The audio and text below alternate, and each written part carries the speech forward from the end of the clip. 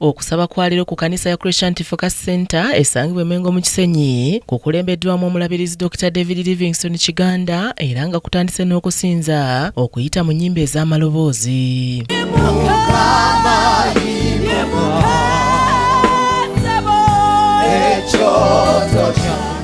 Mu kubuulirako omulabirizi Kiganda ategeezezza nti Katonda bingi byakolera abaana b'abantu kyokka ne babyerabira, n'ategeeza nti kikulu nnyo abantu okujjukira nga Katonda byabakolera nti singa tebakikola abajja kubajjukiza ku mpaka.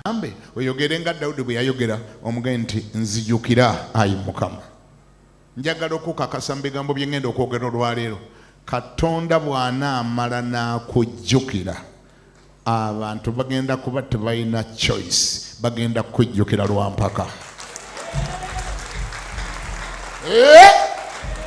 Katonda n'amala kujjukira abantu bagenda kujjukira. Katonda n'amala kulabawo abantu bagenda kulabawo. Katonda nga tannakujjukira abantu ne bw'oba efulu bebbako otya tebasobola kujjukira. Ono era ayongeddeko nti Katonda okukwerabira ebisomozo bingi ebirumba obulamu bwo omulina okuwaayirizibwa kyokka abantu ne babikkiriza, n'ategeeza nti bw'otambula ne Katonda ne bibakuwaayiriza abifuula mikisa. Nga kyakwerabidde abantu bakuwaayiriza n'ekintu ne kinywera. Ninga bakuwaayira ekiwaayiro ogenda okiddamu kiraba ng'okiraba mu social media buli muntu nga kyayogerako.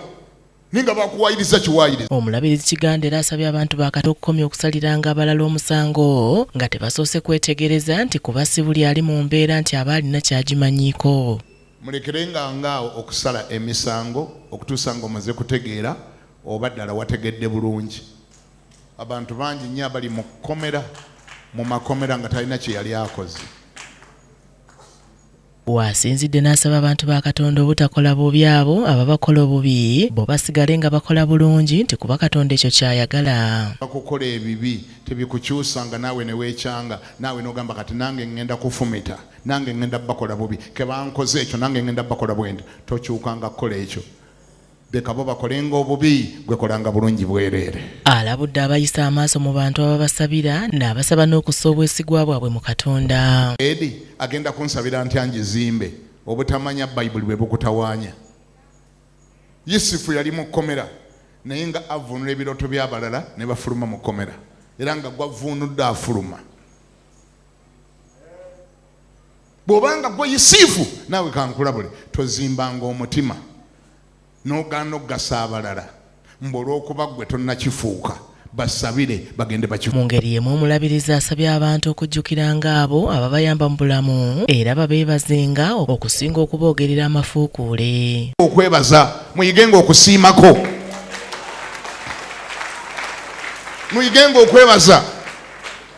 Oli ne bw'aba yakutwalako mu mmotoka naye nga yakuteeka ku pick-up gyebaze kuba teyali yakitaawo.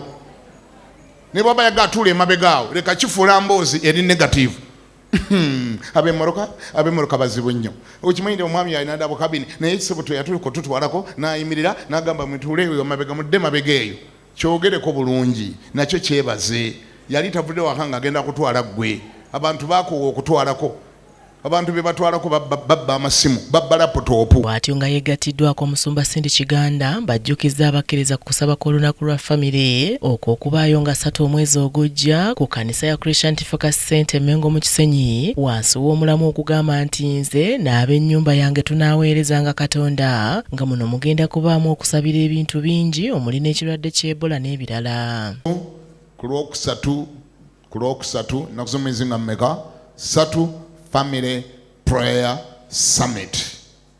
Bw'omanya nti ova mu family, oyina family mwova oba oyina family, ebyo biti bibiri, oyina family mwava gy'oyagaliza ebirungi naawe gy'otunulira n'ogiraba nga mulimu by'otategeera. Omusumba Cindy Kiganda n'abantu ba Katonda abalala bannyonnyodde emiganyulo gye baafuna mu lukuŋŋaana lwa Let Africa Go olwabumbujjira mu ggwanga lya Ghana gye buvuddeko. Twamuyigiddeko bingi ne gye twagenze natuuse okubuuza bano basumba bakinaye nga basumba ba prophets mami bingi sobola kubimalirayo Sunday service. But Bishop, thank you so much okutuwa opportunity eyo bwe balanga ekintu kyonna challenged era hospitality team ngenda kuyita mu Pastor Alfred era mami nga bwe yogedde Pastor Alfred indeed had to go era omulundi oguddako alina okugenda mu mbeera yonna prophet yatukoze n'abantu bonna area zonna nga si prophet ekanti yatumanyi but everywhere we went